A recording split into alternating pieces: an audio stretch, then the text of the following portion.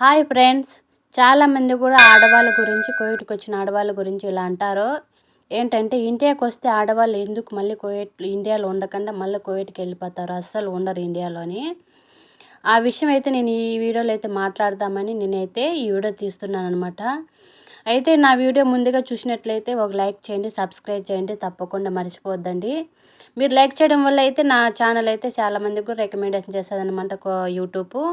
ఓకేనా ఫ్రెండ్స్, మర్చిపోద్దండి.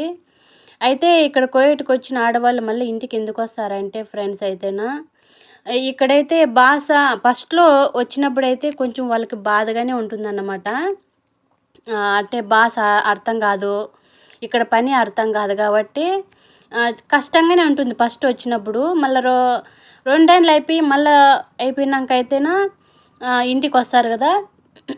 అప్పుడైతే అప్పటికైతే భాష అందరూ నేర్చేసుకుంటారన్నమాట. నేర్చేసేసుకొని వాళ్ళకు భాష అర్థమైపోతుంది. వాళ్ళకు పని అర్థమైపోతుంది. పని ఎలా చేయాలని అర్థమైపోతుంది. అలాగే ఇక్కడ కువైట్‌కొచ్చినప్పుడైతే ఇక్కడ ఎండలో పని అనేది ఉండదన్నమాట. ఎండ పని ఉండదు. ఎప్పుడు ఇండ్లలోనే పని కదా! ఇండ్లల్లో పని నీడపాటున ఎంత పని అయినా చేసుకోవచ్చు. అది కాక ఏసీలు ఉంటాయన్నమాట. అట్లా అంతేకాదు భాష కూడా అర్థమవుతుంది. కువైట్ వాళ్ళు ఏమైనా అన్నా కూడా భాషలో మనము టకానా కూడా సమాధానం చెప్పేయచ్చు. వాళ్ళకి భయపడకుండా పని అయితే చేసేసుకోవచ్చు అన్నమాట. వాళ్ళకి ఎంత మాత్రం భయపడము. భాష వస్తేనే వాళ్ళకి తిరిగి సమాధానం అయితే చెప్పొచ్చు అన్నమాట. అట్లని చెప్పేసి అయితే ఇండియాకి వస్తేనే పిల్లలనైతే ఇక్కడికి వస్తారు ఫ్రెండ్స్. వచ్చినా కూడా అయితే మాకైతే పిల్లలు అందరూ కూడా గుర్తొస్తారన్నమాట. అందరూ గుర్తొచ్చినా కూడా మేమైతేనా ఎందుకంటే ఇండియాలో మేము పడిన మా బాధలు, మా కష్టాలు అన్నీ కూడా గుర్తొస్తాయన్నమాట. ఎందుకంటే ఇండియాలో పని ఎక్కువ, శాలరీలు తక్కువ అన్నమాట. అట్లా అని చెప్పేసి ఇక్కడైతే రూము అంతే, రూము ఫ్రీనే. మాకు షాంపూలు, గుడ్డ, బట్ట అన్నీ కూడా మాకు అన్నీ కూడా ఫ్రీయే కాబట్టి ఇట్లా అని చెప్పేసి ఆడవాళ్ళైతే ఎంతైనా ఆడవాళ్ళు అన్నాక కొంచెం పొదుపు ఎక్కువ కాబట్టి అందుకని ఇక్కడ తిండి అంతా గుడ్డ, షాంపూలు, రూములు మాకు అన్నీ వాళ్ళే ఇచ్చి అందులో ఎండ పని అయితే ఉండదు. ఇంట్లో అయితే కష్టము అయితే ఎంత కష్టమైనా చేస్తామన్నమాట. ఇప్పుడైతే మా మేడం అయితే చూసినారు కదా! మాకైతే జూలియా పిల్లోళ్ళైతే తాగి జ్యూసులు అవన్నీ తాగేసి కింద ఇట్లా పోయేస్తారన్నమాట. ఇట్లా జూలియా అంటే ఇట్లా మాదిరి ఉంటుందన్నమాట.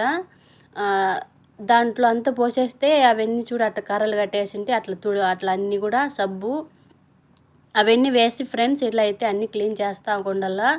ఖాళీగా అయితే ఉండకూడదు. పొద్దున్న లేచినప్పటి నుంచి సాయంత్రం వరకు నైట్ 12 వరకు అయితే పని చేయాలి కువైట్లో. అట్లా చేసుకుంటాం ఫ్రెండ్స్. ఎందుకంటే ఎండ అయితే తగలదన్నమాట. అన్నీ అన్నీ వీళ్ళే ఇచ్చి రూములు అన్నీ వీళ్ళే ఇచ్చి డబ్బులు నెల నెల శాలరీ వస్తాయి కాబట్టి అందుకని చెప్పేసి అక్కడ ఇండియాలో అయితే పని ఎక్కువ, శాలరీలు తక్కువ, ఖర్చులు ఎక్కువ ఉంటాయి, బిడ్డల సమస్యలు. అట్లా అని చెప్పేసి ఇక్కడికైతే నాకు వస్తారు అట్లా అని వస్తారు. చాలామంది కూడా అట్లా వాళ్ళ ఇంటి సమస్యలు అనేది వస్తారన్నమాట. వాళ్ళ ప్రాబ్లమ్స్ వల్ల ఉండకుండా వస్తారు. ఎందుకంటే ఇక్కడ పని అలవాటైపోయి ఉంటుంది. భాష వచ్చేస్తుంది. కువైట్ వాళ్ళకి భయపడాల్సిన అవసరం కూడా లేదు కాబట్టి ఇండియాలో ఇక్కడ వచ్చిన రూమ్ ఫుడ్ అన్నీ కూడా గడిచిపోతాయి కాబట్టి చాలామంది కూడా ఉండకుండా ఇండియాకి వస్తారు. ఇక్కడ ఉండి కూడా ఇండియాలో ఏం ఖాళీగా ఉండి ఏం చేయాలా, ఏదో 2 ఏళ్ళు పోయి సంపాదించుకుంటే వస్తాయి కదా డబ్బులు. ఇంట్లో కుటుంబం గడుస్తుంది, బిడ్డలకు ప్రాబ్లమ్స్ తెలుతాయి. చాలామంది చదువుల గురించి బిడ్డలకు ఖర్చు పెడతా ఉంటారు. ఇంట్లో ఇల్లు వాకిళ్ళు అప్పులు చేసుకొని బిడ్డలకు పెళ్ళిళ్ళు చేసుకోవాలని చాలామంది కూడా ఇలా ఉంటారు కదా ఫ్రెండ్స్. అందరూ ఒకేలాగే ఉండరు కదా. అందరి కుటుంబాలలో ఒకేలాగే ఉండరు కదా. అందరికి కూడా సమస్యలు ఉండబట్టే ఇక్కడ గల్ఫ్ దేశాలకు వస్తారు. ఎవరికి సమస్యలు లేకుండా అయితే ఎవరు కూడా గల్ఫ్కి అయితే రారన్నమాట. కొంతమంది ఆడవాళ్ళు కూడా ఉన్నారన్నమాట. అంటే ఇక్కడ వచ్చి కూడా కొంచెము తప్పుడు దారిలో నడిచి ఉన్నారన్నమాట. నాకైతే వాళ్ళ గురించి అయితే నాకు సంబంధం లేదు. నేను కూడా చాలా 6 ఏళ్ళ దాకా చేశాననమాట. నేను కూడా ఇంటికి పోతే ఇలాగే అనుకుంటాను ఫ్రెండ్స్ అయితేనా. ఈడుండి ఏం చేయాలి? ఇక్కడ పని ఎక్కువ, సాలరీలు తక్కువ. అయినా మనము ఎటు వెళ్ళినా కూడా రూమ్ బాడుగలు, కరెంటు బిల్లులు అవన్నీ కూడా కట్టాల్సిందొస్తది. మనకొచ్చే సాలరీ చాలా సాలక వచ్చేది. అందులో మన తిండి ఖర్చు, ఫుడ్ ఖర్చు, బట్టల ఖర్చు, బిడ్డలు, కుటుంబాలు సమస్యలు ఇవన్నీ ప్రాబ్లమ్స్ తీరవు గదా! వచ్చే ఒక 5,000, 10,000తో.